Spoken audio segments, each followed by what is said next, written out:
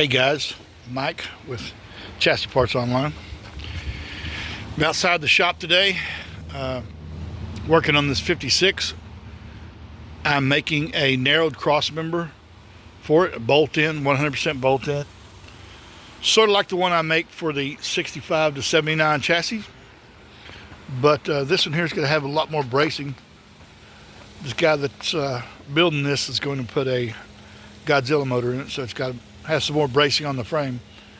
I'm sure you guys that have had these 53 to 56 know that you got to put a lot of bracing on these frames to make them hold up to a modern engine. So that's what I'm going to do here. But being a bolt-on, I have to have a lot of weight, a lot of ways for it to bolt on, a lot of bolts. And basically, what I use is I use some tube like that. That's DOM tube sleeves. Got some more over here. Basically, that's 1 inch DOM with a quarter wall, and I run a 1/2 inch reamer through all of them to make sure that they will hold a 1/2 inch bolt. Okay. I've got this plate on this side. This is on the outside, but this is not where this plate goes. It actually goes on the inside. But when I started drawing this in CAD, and I got the pieces back from the laser cutter, the holes that you see here that have tubes on them did not line up originally. So what I did was I drilled through the holes in the frame with the 1/2 inch reamer. Then I put the plate on here with those two back holes way back there that do line up, put bolts in those, and then I clamped this thing right here in the front, right in that area. And then I marked where that hole needed to be bigger and where these other holes back here needed to be bigger. And I cut it out with my hand plasma. And then I clamped the plate back on here with the bolt going through the hole, lining up the tube. Bolted the tubes on there, welded them on, so I know that those are in the right place now. So the next thing I'll do is I'll measure from the very back of this forward to each one of those holes. I'll measure to the edge of it, and I know that's a 1 inch diameter, so that'll be easy. Then I'll measure from the bottom up, then I can fix my CAD drawing to where all those holes are exactly in the right place. Also, those 6 holes right there are the same ones that fit the cross member that I put in there that bolts in. That's also the same as the 65 to 79 chassis has for coil spring pockets. So basically the same cross member will bolt in.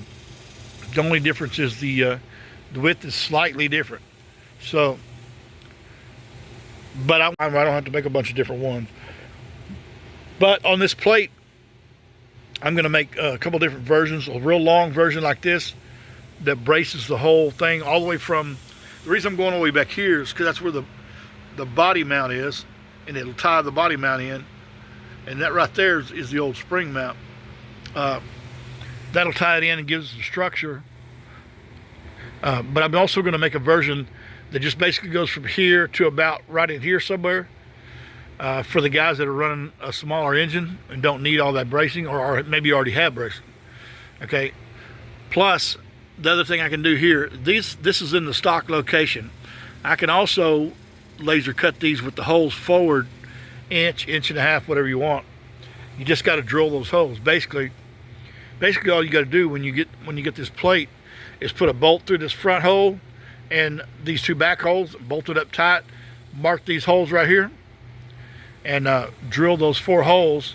The 2 bottom ones are under the actual frame, so those won't matter. But there'll be a plate on the inside and a plate on the outside that squeezes against that. So that'll work fine. Next step on this is, now that I've got those drilled, is I'm going to put this plate on the inside and bolt it up, and I've got to put some flat strap in the very top along there and in the very bottom along there, and make it line up with my plate. Make sure it lines up good. That way I can put it in the CAD drawing and make these pieces be like tabbed together and then weld them together in my shop before I ship them out. That way when you get it, all you gotta do is put it on, they'll weld it. So that's the next thing we can do here. Let me see what I can do about that. As you can see along the other side of that frame, there's a lot of holes in that frame. I tried to pick out holes that I knew were going to be on the front, on both sides, like that one and these back here at the back. Now, there's some holes on the inside of this side, which would be the driver's side. Actually, what you would call the left-hand side, technically, where the steering box was, that are not on the other side. Now, the three smaller holes are there, but the large round hole is not. So, but we're not going to worry about that. We're going to use existing holes. The same thing on the top.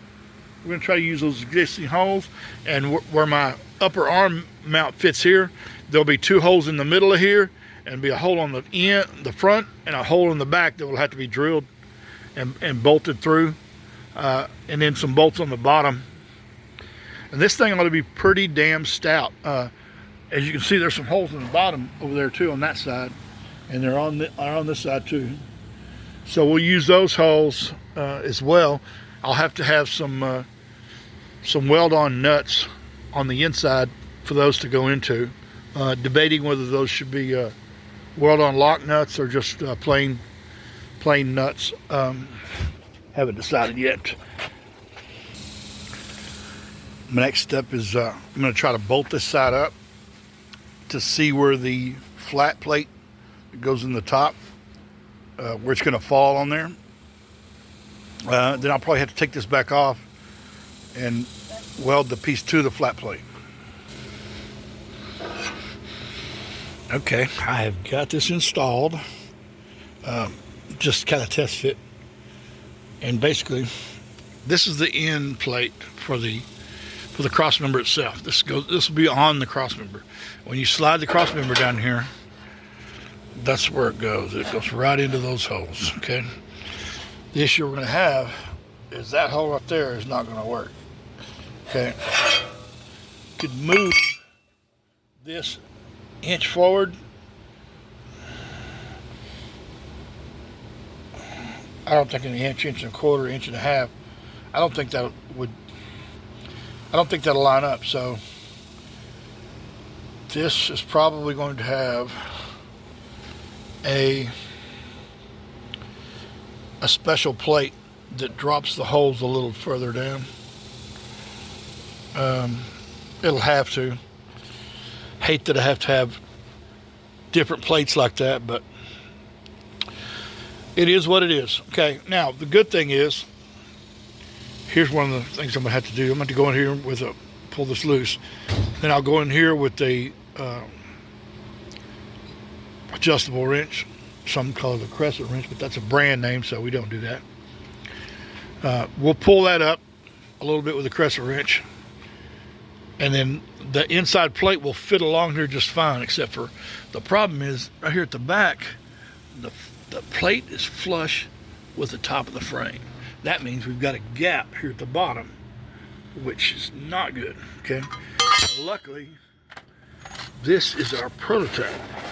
So what we got to do here is we need to get down here and see what we got. Looks like a full quarter there. Then we need to move these holes. Hold on a second though. Basically, it is a full quarter dead on to the thing. That bottom flange looks like it's bent up a little bit. I don't know. But at the top, we only need an 1/8 or so to clear it. So we're going to call it 3/16. Okay. So when I get ready to draw the next one of these in CAD to make the adjustments, I've already measured from the back of here to these holes to get these in the right place according to the way we made it today when we modded these holes. Okay, but what I'll have to do is I'll have to move these holes in the drawing, move the holes up 3/16, which will bring the plate down 3/16. The problem is that does not need to go 3/16 also, because up here at the front we're fine. So what we'll do is we'll go into CAD and we'll draw a straight line from that. We'll use that as a pivot point. We'll go draw a straight line all the way back to the right between these two, right here. And whatever the height, it'll probably come out right in here somewhere as far as height goes in the drawing. Then we'll move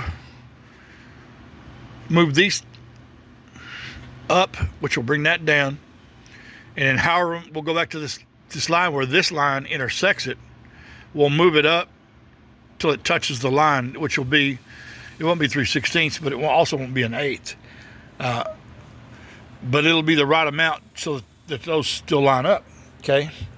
And then the plate that'll be on the top of here will be just right, okay? So what we're gonna do today is we are going to have to mod those holes because we need those to be right. The bad thing is these two have tubes already welded on, and tube is welded on here. So we'll have to cut those tubes off because they'll be in a different spot, but that's what prototyping is all about. If I didn't already have holes drilled in this frame, I would go ahead and move this forward an inch to see if we can, or 1.25 inches, 1.5 inches, whatever the guys that do this truck normally do. I think 1.25 inches, 1.5 inches is the number. I just don't think that's enough. So I think the drop plate, the longer plate will be right. I've got a longer plate here that's for a deal like this where the hole's down here a little bit further. I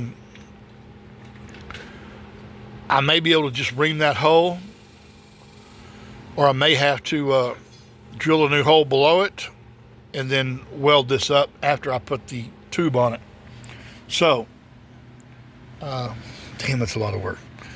So today's Saturday. It's a little after 4 o'clock. So looks to me like I'm going to be working on Sunday.